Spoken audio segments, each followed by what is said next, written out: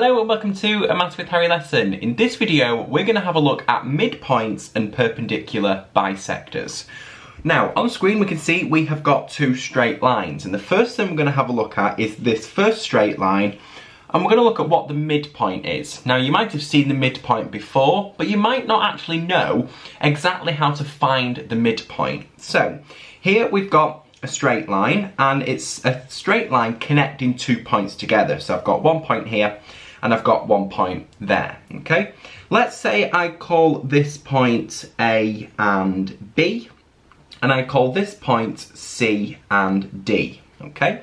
So those are my 2 points. How can we find the midpoint? Now, if we break up the midpoint, we can see we've got mid and we've got point, okay? That's what makes up the word midpoint. And in other words, you could say it's the middle point. So the midpoint is the point on this line that is the middle of the line, or the middle of the 2 points, okay? So the distance from this point is the same as the distance from this point, okay? It's the midpoint. That's what we call it, the middle point. And in fact, I'll split that up here, middle point, okay?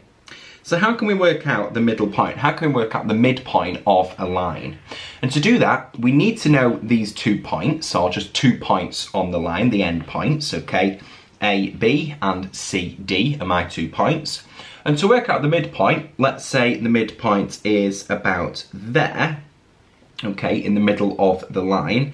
That is the midpoint. To work that out, what we do is we add the 2 x coordinates together of the 2 points that we've got, so that's A plus C.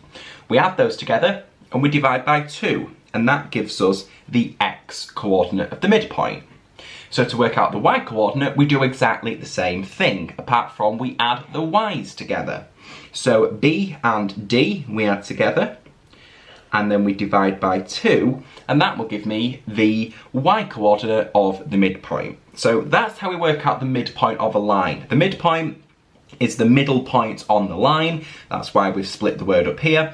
We add the x-coordinates together and divide by 2 to find the x-coordinates, and we add the y-coordinates together, so here B and D, and we divide by 2 to work out the y-coordinate, okay? So if we've got 2 numerical examples, all we do is add the x-coordinates and divide by 2, you will get a number, and then add the y-coordinates together, that will give you a number, divide by 2 will again give you a number, okay? So then we'll have a nice coordinate. So then, how can we, or what can we do with a perpendicular bisector? We know the midpoint of a line. What is a perpendicular bisector? So say, for example, again, we have 2 points and we've got a line connecting them. I'll call the 2 points A and B and C and D, okay? What can we do with a perpendicular bisector? Or what is a perpendicular bisector? Well, we've just worked out the midpoint of a line. So what I'm going to do is I'm just going to, I'm going to copy this over because we're still going to want a midpoint, perfect. And a perpendicular bisector is another line, okay? Perpendicular, I'll highlight that. We know what perpendicular means, okay? We've seen that in a previous video. And bisector, you might have seen this at GCSE, but let's focus on bi, okay? Bi means 2 things. So what we really want to do is split the line up into 2 different lines, or 2 separate lines that are the same length. So really what we're doing is splitting the line at the midpoint, because we know the midpoint here, and I'll write again that this is the midpoint. That midpoint is the middle of the line. And so these 2 lines here are of the same length, and that little notation, those 2 lines there, means this line here and this line here are of the same length. So we know that, so we know this is the midpoint. So we know what perpendicular means, just taking the first word of the definition here. Perpendicular means at right angles. So if 2 lines are perpendicular, then they are of right angles to each other, okay? And bisector, the bi means 2, so we want to split the line up into 2. And we're going to do that at the midpoint. So all we have to do is draw a straight line down like this that's, and it's not going to be perfect, it's just a sketch, that looks as though it is at right angles to the line, and I'll put a right angle on there.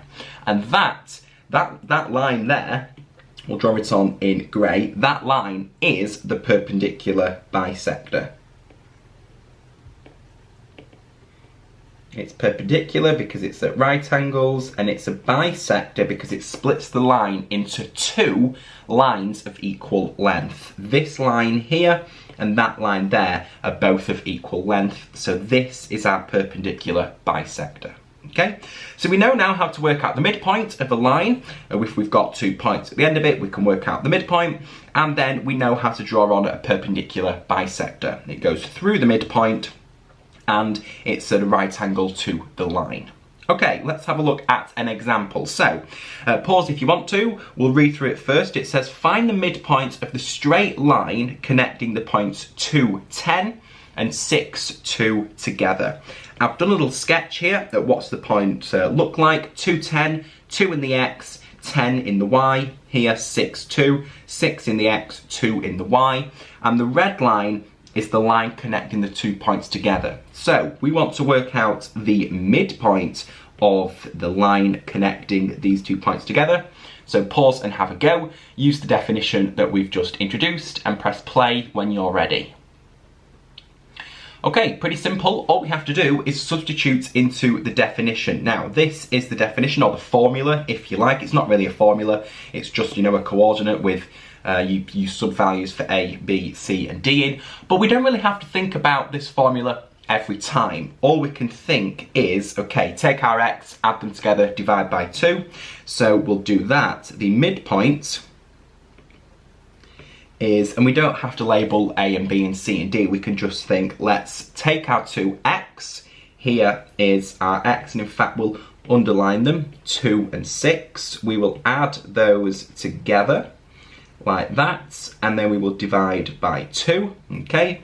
And then in blue, I will take my y's, so we get for the y coordinates of the midpoint, we get 10, we get 2, we add those together, and we divide by 2. The reason we divide by 2, by the way, is because we've got 2 points here, okay? These are my 2 points. We'll add the x's, divide by 2, add the y's, divide by 2. So when we do that, we can see we will get 8 over 2, and we'll get 12 over 2. So my answer will be 4, 6, okay? And let's check that is correct. I don't know where I've got this from, actually, so maybe I don't have the answer, but I think that is correct, okay? We're just adding the x's, adding the y's, and divided by 2. And we can look on the diagram and see whether that actually looks right, because the midpoint of that line is about there, okay? So what that means is here, oops, and there, the coordinate we've just worked out as the midpoint is 4, 6. So that means we've gone 4 in the x and 6 in the y. And that kind of makes sense, okay? Here is an x value of 10, here's an x value of 2, so 6 is going to be in the middle. And here is an x value of 2, here's an x value of 6, 4 is going to be in the middle. That makes sense, okay? So that is the midpoint of the line. Okay, let's have a look at a little bit of an explanation. So basically, in other words, the midpoint is the average of the x and y coordinates of the endpoints. Okay, the average, if we think about mean, median, mode, okay, if you think about the mean, what we do with the mean, if we've got a set of data, to work out the mean, we add all the data together and we divide by the number of data that we've got. So what we're really doing is just working out the average. We are adding our x values, adding our x values and dividing by the number of x values that we've got. We've got 2 points, so that's why we're divided by 2. So that's what it means. We're just working out the average of the 2 points. That's what the midpoint is in theory, okay? And then under here I've got a little bit of a different definition that you might see in some textbooks. They just use different points. I used A, B, C and D, or A and B, C and D. Here we say the midpoint of x1, y1 and x2, y2 is exactly the same thing. what we do, we add the x's, we divide by 2, we add the y's and we divide by 2, and it gives us the x and the y coordinate. Okay, let's have a look at another example. Example 2, it says the line segment AB is a diameter of a circle where A and B are -3, 8 and 5, 4 respectively. We need to find the coordinates of the centre of the circle. So what we have is a circle, and I've drawn that on here, and we have a diameter. Diameter you might not have seen before. Diameter is the line that goes through the centre of the circle and starts from 2 points on the circumference of the circle. So here we can see I've got 2 points. I'll highlight them there and there. We've got a line connecting together, and we can see it passes through the centre. The centre of that circle is the red part. Okay, so that's the diameter. We know what those 2 points are. We've got A is -3, 8. We've got B, 4, 5. We want to find the coordinates of the centre. So it's really quite simple. Only this time, we're just doing it on a graph. We've got a circle, we've got a centre. What can we do with that? So press pause and have a go. Think about the midpoint and then press play. Okay, let's see what we can do. So really, if we take away everything, and in fact, I literally will take everything away. Let me undo that highlighting, okay? Take away the circle, take away the axes. It's a pretty simple question. All we need to do is work out the midpoint of the line. Now, the reason it's put in a circle is, and I'll just bring all of this back, so we can use a little bit of knowledge on circles, and you would have used this at GCSE. This is the centre of the circle here. So from this centre to A is the radius, because we're going from the centre to the circumference, so that's the radius. And then here as well, we're going from the centre to the circumference. So this is also the radius. The radius is the same length from any point on the circumference to the centre. So that means these two lines from the centre to the circumference, there and there and there and there, are exactly the same length. So that means this centre is the midpoint of the line, and that's quite key. The midpoint of the diameter is always the centre of the circle. So if you're given a diameter, you've got 2 points on the circle, you're connecting them together, going through the centre, then to work out the centre, all you have to do is work out the midpoint of the line, the midpoint of the diameter. So all we're going to do is work out the midpoint. So the midpoint is going to be a coordinate. So we're going to add our x coordinates together. So -3 plus 5 and divide by 2. And then for the y coordinates, we're going to add them together and divide by 2. So that's going to give me, well, -3 plus 5, that's going to go down, that's going to give me 2, divide that by 2, and then we're going to have 8 plus 4, which is 12, divide by 2, that's going to give me 1, 6. So we've got a coordinate here, and that is the centre of the circle.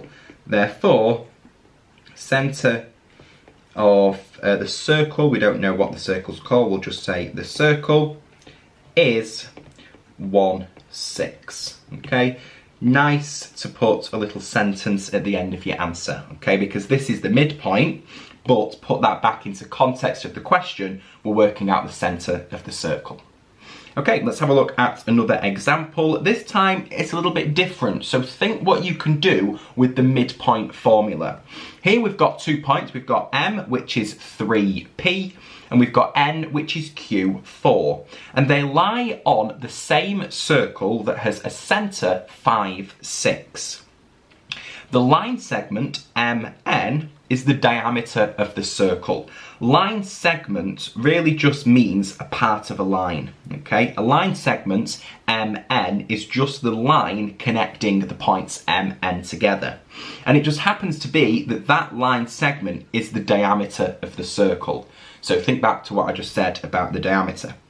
We want to find the values of P and Q. So use the formula, use what I just said about the diameter and what the midpoint of a diameter is, that's the centre, and see if you can work out P and Q. Alright, let me know what you got for P and Q, shout it at me and let's see whether you are correct. So, we could draw a little diagram for this. I don't really think we need to, we just have 2 points, we know the centre of the circle, and the 2 points, or the line connecting the 2 points, is the diameter. So the midpoint of that diameter is the centre. So the midpoint is 5, 6, okay? And it's the midpoint of these 2 lines. So all we need to do is just use the midpoint formula, but we already know what the midpoint is. So, to work out the midpoint, let's say we didn't know what the midpoint is. The midpoint is this, because it's the centre of the diameter. Let's say we didn't know that. What we would do is we'd add the x coordinates together. So, let's do that. Here we've got 3 and we've got q. So we would have 3 plus q divided by 2. P and Q are just numbers here. We just need to find the values of them, okay? And I'm just going to get rid of the circle there. Oops, that was a 3, silly me, and that was a Q, okay? We'll just highlight those again in red. And then what we need to do is to work out the y coordinates of the midpoint. We need to add the y's together. So P plus 4 divided by 2. Okay, that is what the midpoint would be, and in fact I'll write that here, the midpoint of those 2 lines. But because the line segment is the diameter, the midpoint is the centre of the circle.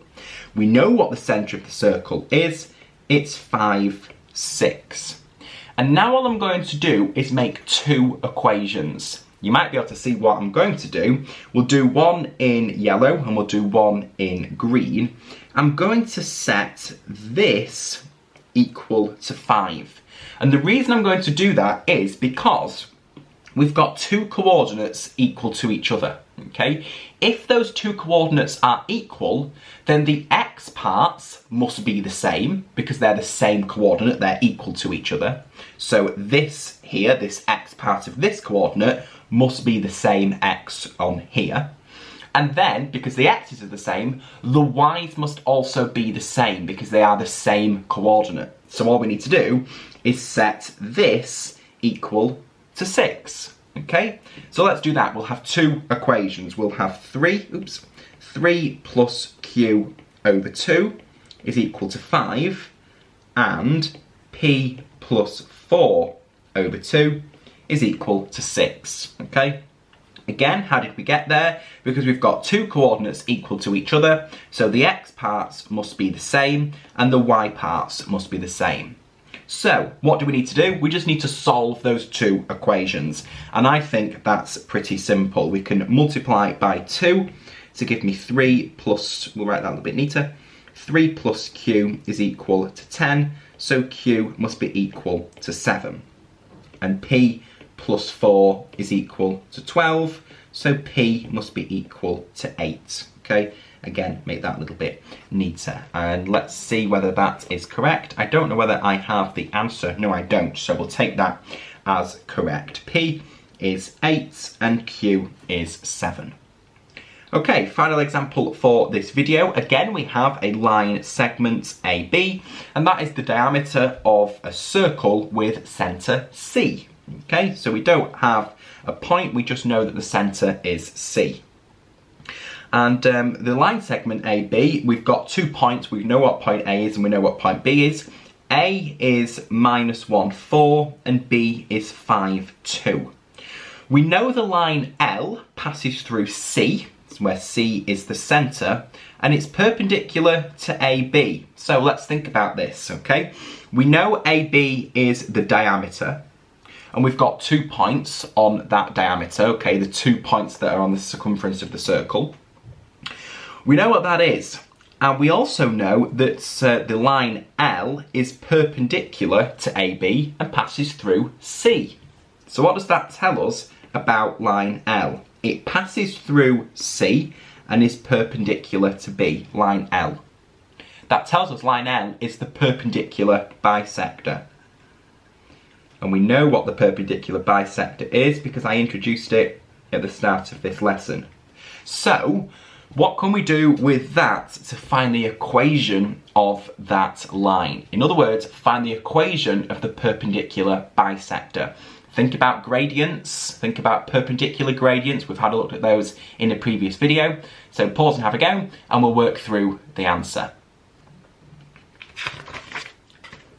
Okay, let's see whether you've got the correct equation for line L. Okay, you can draw a diagram for this, and I think it might actually be quite useful, okay?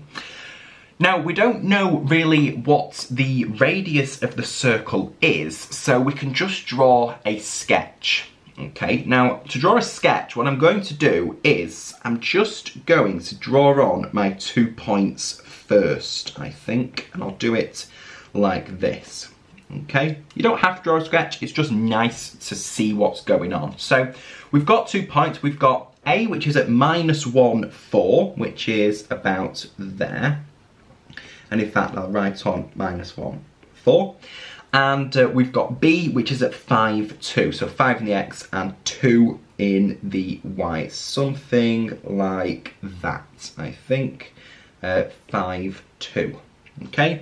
So then we need a circle connecting those 2 points together. So let me draw a circle and just kind of place it in, maybe not as big, something like that. Okay, that's what the circle is going to look like. Now in the book it looks a little bit different, but your sketch might as well. You just kind of have to get an idea. That's the circle, okay? And then what we know is the line segment AB is the diameter of the circle. So let's connect those. There's the line segment. And we know the midpoint of that line, because it is the diameter, the midpoint is the center of the circle. So let's put that on there. That's about the midpoint. And we'll just highlight, in fact, we'll highlight it down here. That's the center of the circle, which we're calling C. So I'll put that on there, okay? In other words, the midpoint of the dashed line, the midpoint of the diameter. Okay, so we know that. Now, line L passes through C and it's perpendicular to AB. Remember, this is point A and this is point B. So, let me get a different coloured dashed line. What colour should we use? Let's use purple and we'll make it dashed. We can see this is going to be line L. It passes through C and it's perpendicular to AB, so it meets AB at a right angle and it passes through C. So it's going to be something, not perfect because it's only a sketch, but something like that, okay? And there is our right angle. This is, I'll write it in blue, that's line L, okay? We want to work out the equation of that line. So, what do we need? Well, I'm going to use this form of the equation. I'm going to use y minus y1 is equal to m, which is the gradient, times x minus x1. I introduced that in a previous video. So all I need is I need to work out the gradient of the line, and I need to work out I just need, actually, a y and an x value that the line passes through. So the first thing I'm going to do is, I know it passes through C, let's work out the coordinates of C. So I'll write that here. Let's work out the coordinates of C.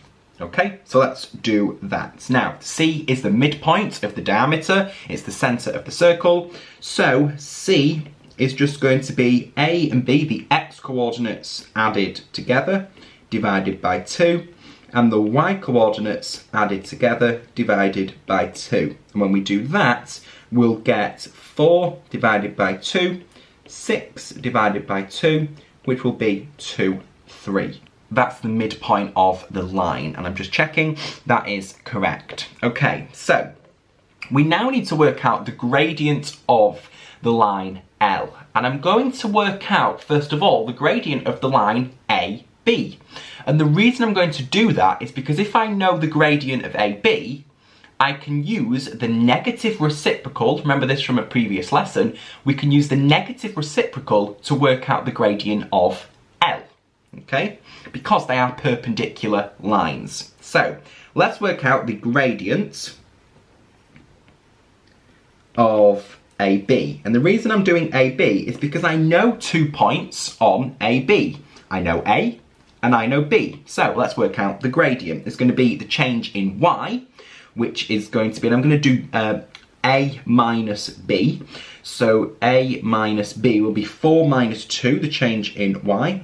4 minus 2 divided by the change in X. So A minus B again will be minus 1 minus 5. So that's going to give me 2, and that is going to give me minus 6. So the gradient of AB is minus 1/3, and that is correct, okay? So what we can do now is we can take the negative reciprocal of this gradient, because the two lines are at right angles to each other. So we can work out the gradient of the perpendicular line, the gradient of L, by just taking the negative reciprocal of AB. The negative reciprocal, I'll do a little imply sign here, that implies the gradient of L will be the negative reciprocal. Take the negative away because it's already a negative, flip the fraction, will give me 3. So the gradient of L is 3. Okay, so we have everything we need. All I said I needed for this form of a straight line, which we've introduced before, is the gradient of the line. We've got, that's 3. Highlight that in yellow. And we also need a point on the line. We already have that. It's the centre of the circle. So all we need to do is substitute into that form there. So let's write it again. Y minus y1 is equal to the gradient times x minus x1. Y minus y1 is the y coordinate of the point on the line. We know the centre is on the line because L passes through the centre there. So we can use 3 as our y coordinate. We're taking it away because that's in the formula. M is the gradient of L. That's the line that we're trying to find, or the equation of the line. So 3 times x minus x1. x1 is just the x coordinate of the point on the line. That is 2. So we'll take off 2, and then that is a perfectly acceptable answer. We have not specified a form for the equation of the straight line, so we can leave the equation just like that. If you want to do some rearranging and get it in the form y equals mx plus c, you can rearrange and it will give you y equals 3x minus 3. But both of those answers are perfectly acceptable.